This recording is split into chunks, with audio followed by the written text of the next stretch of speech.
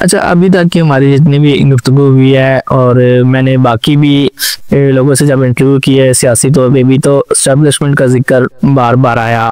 मतलब कि सियासत में भी एस्टेब्लिशमेंट है, अदलिया में भी है, बाकी मामलात में भी है।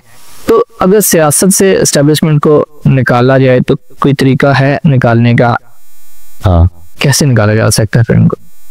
हर बात पे एक ही जवाब है, और वो ये है कि जब आपके रहनुमा गंदे होंगे तो उसे ब्लैकमेल करना तो बहुत आसान होगा।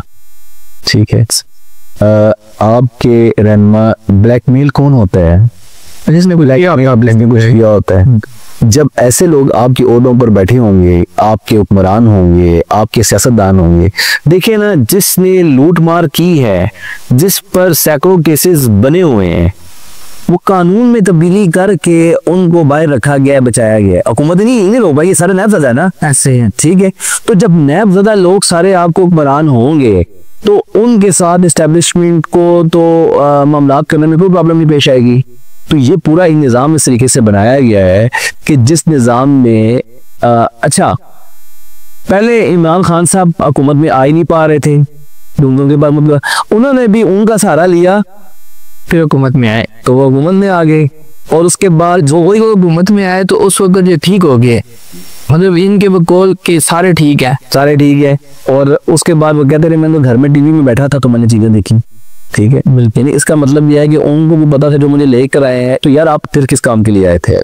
अगर आपको टीवी से ही मालूमात मिलनी थी तो आप रियासत मदीना के कहाँ नारे लगा रहे हैं? रियासत मदीना का हुक्मरान तो टीवी पर मालूमात नहीं लेता था।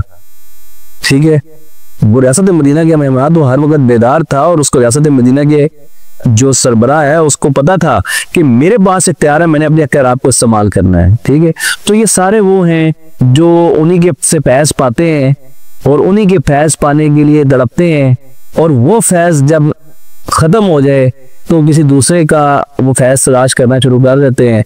तो ये सारे इसी तरह की, जब तक ये वाले लोग रहेंगे या यही लोग तय कर लें आपस में, एक मिसाक जमहूरियत कर लें तमाम पार्टियां बैठ के कि हम बाहर से डिक्टेशन देंगे, हम अपने निज़ाम को पार्लिमान के अंदर तय करेंगे और पार्लियामेंट को वाकई पार्लिमान बनाएंगे जिसकी एक अहमियत हो, और हम दूसरे की बात तो सुनेंगे, और हम में से कोई जो है वो रातों को जाग के छुप के मुलाकातें नहीं करेगा, और मुलाकातें करके फिर यानी ये ये सारी गेम है सियासतदानों के हाथ। सियासतदानों के जैसे सियासतदान ये चीज़ तय कर लेंगे तो बाकी दुनिया में भी सियासतदानों ने ये चीज़ें तय कर ली तो मुल्क तरक्की करते गए। आप अमेरिका की आज़ादी की जब हिस्ट्री पढ़ें और अमेरिका के जसूर साजी की हिस्ट्री पढ़ें और अमेरिका के जिनको वो कहते हैं ना फाउंडिंग फादर्स अपने, उनकी जिंदगियां पढ़ें, जब लोगों ने चीज़ें तय कर लें तो उनके मुल्क सही रास्ते पर आ गए। हमारे हुक्मरान अभी तक ये तय नहीं कर पाए, हमें करना क्या है।